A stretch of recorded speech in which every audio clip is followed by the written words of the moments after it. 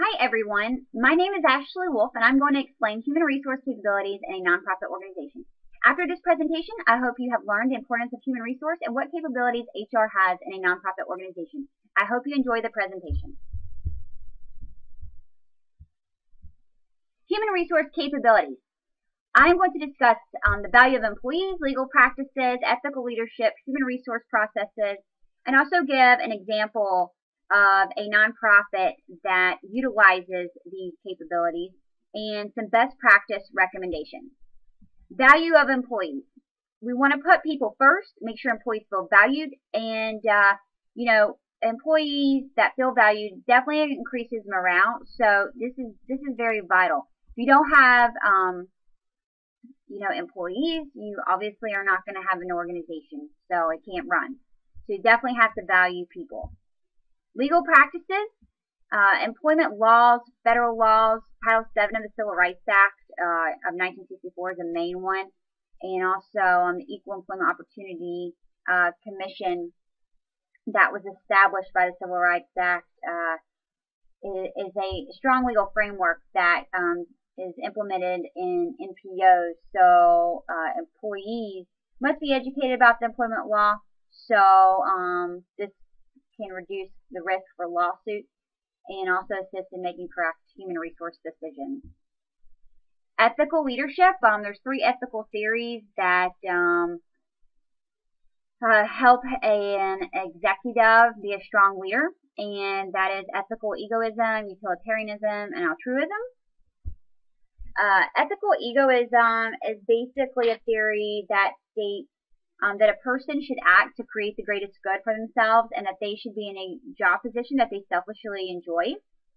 Utilitarianism refers to our behavior and that individuals should produce the greatest good for the greatest number, which means to maximize social benefits while minimizing social costs.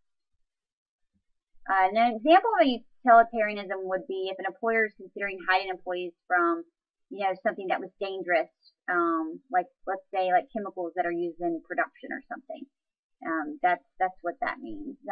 Altruism, an individual's actions are moral if their primary purpose is to help and be in the best of interest of others. Human resource processes. Here we're going to talk about the assessments and audits, recruiting, staffing, candidate selection, retaining employees, employee turnover, and outsourcing human resources. Assessment and audits, basically, this is covering the organization and job structure, human resource planning, organizational culture. A frequent assessment and audit of a nonprofit's HR practices is necessary so that if any practice needs to be adjusted or changed, they can do so. So assessing the organization's HR practices means auditing the organization and job structure, HR planning, and organizational culture. This can be done by just making a checklist and addressing questions that are impacting the organization. Once the questions are answered and thought through thoroughly, specific goals need to be set in place. So after the questions are understood and a desired state is presented, staffing can occur. So here we talk about recruitment and staffing. So employees must live up to the NPO's mission. They must be able to meet NPO goals. They also,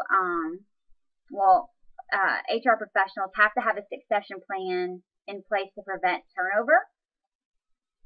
The NPO has to consider the goals that need to be met and hire according to those goals. So the staffing plan must address the shift in day-to-day operations from a founding board or executive director to supervised staff. And then they can do the candidate selection. So choosing the right candidate is very vital. It's very important to pick the candidate that can perform the job duties and meet the goals and expectations of the NPO. So close evaluation of the candidate needs to possess the knowledge, skills, and abilities that have been identified for the position. Now, candidates can be screened by looking at their resumes, letters of interest, and application forms.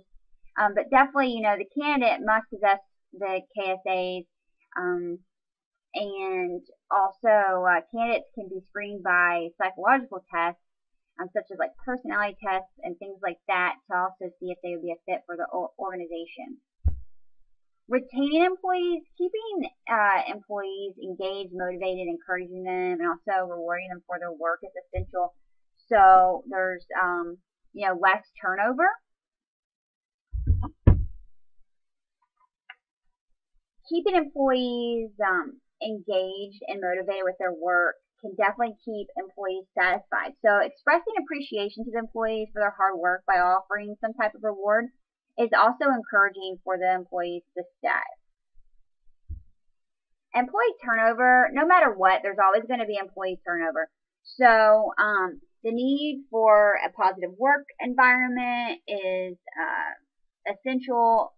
Exhibiting appreciation to the employees for their hard work is something that also is necessary, and also exhibiting integrity and showing that the organization is honest with their operations is a big deal. So those are some things that can definitely help prevent employee turnover. So outsourcing human resources is getting, outsourcing the human resource functions is getting a little bit more popular. They can outsource, NPOs can outsource the recruitment, applicant screening, relocation services, payroll, benefits, because those things can cut costs down if they are outsourced, so to speak.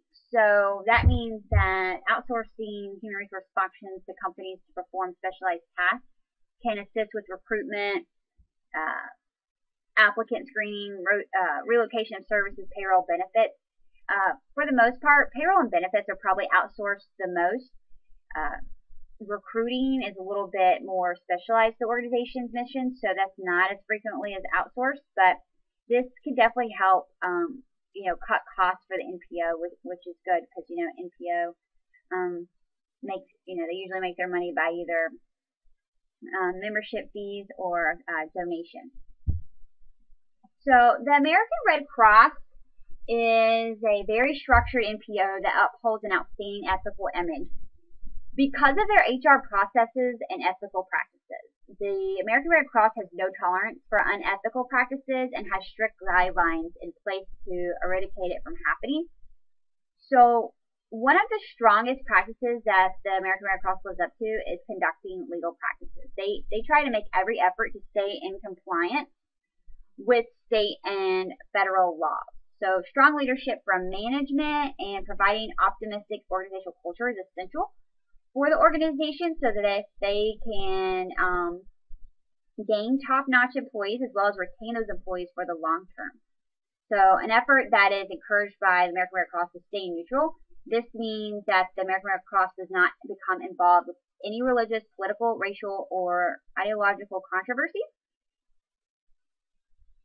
According to the American Red Cross, all volunteers and paid staff who participate in political campaigns or any type of political event must do so on their own time and cannot by any means affiliate the American Red Cross with their event.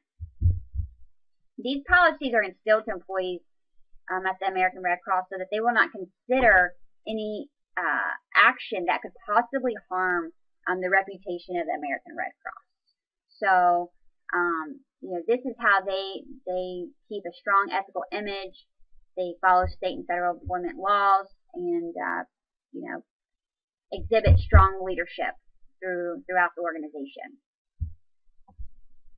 So best practice recommendations, legal practices, ethical leadership, effective HR processes. These are the things that definitely make some of the best recommendations for an organization to use. So following legal and ethical practices are essential for any organization, regardless if it's an NPO or for-profit organization. Legal and ethical practices create a smoother process when running operations. No doubt about it. Employees appreciate integrity and fairness where they work. So sometimes the ethical way doesn't always seem fair. However, educating employees and helping them understand why a certain situation or situations are handled the way they are is necessary. This can build employee confidence, help them uphold the mission of the NPO, and stay employed with the NPO for the long term. I appreciate your attention to my presentation, and I hope you have now learned more about the importance of HR and the capabilities that HR can produce in a nonprofit organization. Thank you.